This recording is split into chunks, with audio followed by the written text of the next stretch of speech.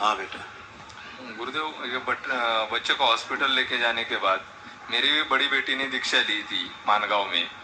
तो पहला ऑपरेशन हुआ, दूसरे दिन दूसरा ऑपरेशन था, तो वो बच्ची और उसकी चाची दोनों बेटा सुनो, बस मानगांव दरबार श्रापित है, दरबार की ओर से, माँ बाबा की ओर से श्रापित है। इसलिए वहाँ कोई भी पूजा पाठ बाहरी आदमी करेगा, जाके कोई भी करेगा दरबार का, वो श्रापित हो जाएगा। इसलिए पूरी तरह श्रापित है वो दरबार।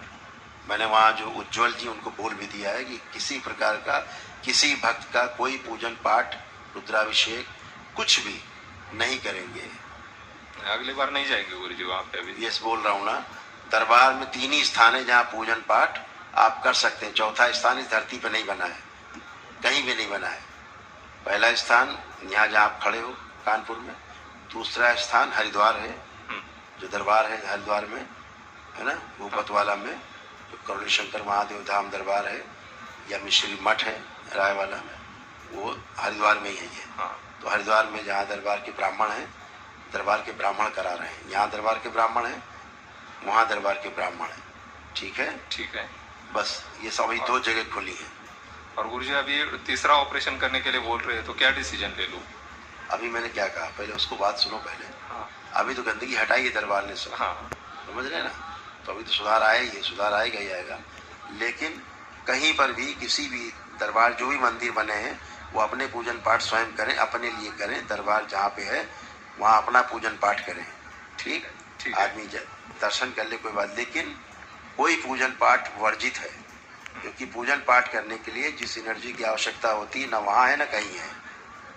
गंदगी आएगी बाहर से, लपेट लेगी। हाँ। ठीक है ना, तो किसी प्रकार की पूजन पाठ से वहाँ कष्ट आएंगे आएंगे और आएंगे। श्रापित है दरबार, उनको मना किया गया है कि बिल्कुल भी ना करें। ठीक है, ठीक है। क्योंकि इस तरह से समस्याएं सभी में आ रही, बहुत केस आ चुके हैं। मैं उनको मना कर चुका हूँ कि बिल्कुल भी ना करें कोई भी। अभी उन्होंने अभी सुबह ये रुद्राभिषेक कराया होगा उन्होंने वहाँ। हाँ, रुद्राभिषेक किया होगा आप लोगों ने वहाँ पे रुद्राभिषेक किया था। हाँ, तो फिर इसीलिए मना किया जा रहा है बार बार। आपके बच्चे की 2 सर्जरी हो गई ब्रेन की, धड़ाधड़, और फिर तीसरी के लिए तैयारी थी, तो इससे बचना है। मैंने उनको बोला है कि बिल्कुल भी वहाँ नहीं करें। उनको मैंने मैसेज भी डाल दिया था। ठीक है, तमाम लोग खड़े आकर के कष्टों में भर के चले आ रहे हैं वहाँ से।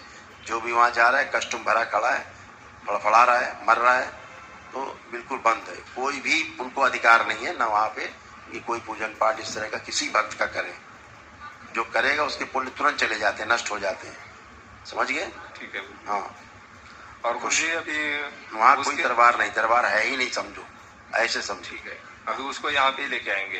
बिल्कुल होगा तो तुरंत। बिल्कुल बेटा, खुश। और जो नोएडा में है माइचा में, वहाँ दरबार, वहाँ बहुत जल्दी ही वैदिक प्रक्रिया जो दैनिक नित्य की है वो सब शुरू करा रहा है। तो माइचा में जहाँ प्रमोद भाटी जी हैं, तो उस स्थान पे वहाँ भी शुरू होगा। ठीक है, ठीक है। बाकी अभी 3 दरबार के अलावा चौथा कोई दरबार नहीं है। ठीक है, ठीक है। तो 2 जगह प्रक्रिया चल रही है। हाँ। कानपुर में और हरिद्वार में, और अति शीघ्र ग्रेटर नोएडा में भी शुरू हो जाएगी। नहीं, मेरा कहने का मतलब ये था कि अभी डॉक्टर जो डिसीजन दे रहे हैं तो उसका क्या करूं? बेटा डॉक्टर तो अपना डिसीजन देंगे ही देंगे। हाँ। क्योंकि डॉक्टर के ऑब्जर्वेशन में है वो, तो उन्होंने जितना पढ़ा हो तो उतनी बात करेंगे। ठीक है, जितना पढ़ के आए वो उतना ही बात करेंगे, उससे आगे तो नहीं कर पाएंगे। दरबार उसके आगे की बात कर रहा है। तो उसको अभी घर पे लेके जाऊं ठीक होने के बाद तुरंत ही?